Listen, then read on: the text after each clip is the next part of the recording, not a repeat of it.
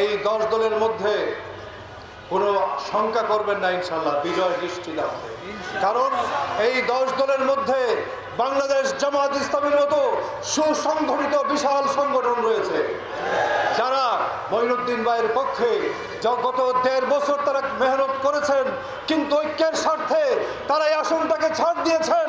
এই 10 দলের মধ্যে আছে এনসিপির মতো দেশপ্রেমিক তরুণরা।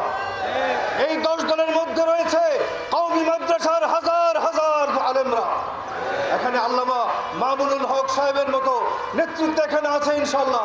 এই নারায়ণগঞ্জ এবং বন্দরে আমার হাজার হাজার ছাত্র আছে যারা নীরবে আমার জন্য কাজ করছে। সুতরাং তাছাড়া মুক্তির আশায় এই নারায়ণগঞ্জবাসী স্বৈরাচার এবং চাঁদাবাজ থেকে মুক্তির জন্য তারা নতুন নেতৃত্ব খুঁজতেছে ইনশাল্লাহ।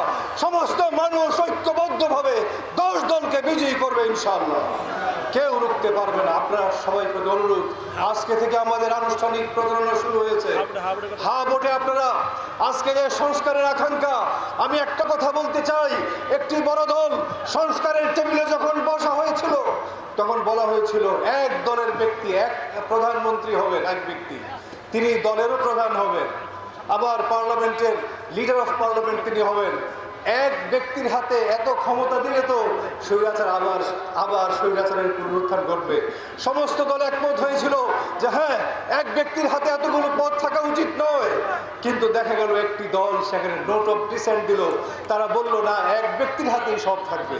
তাহলে কিভাবে স্বৈরাচারের পদকে আমি রুদ্ধ করবো, আপনাদের জানতে চাই।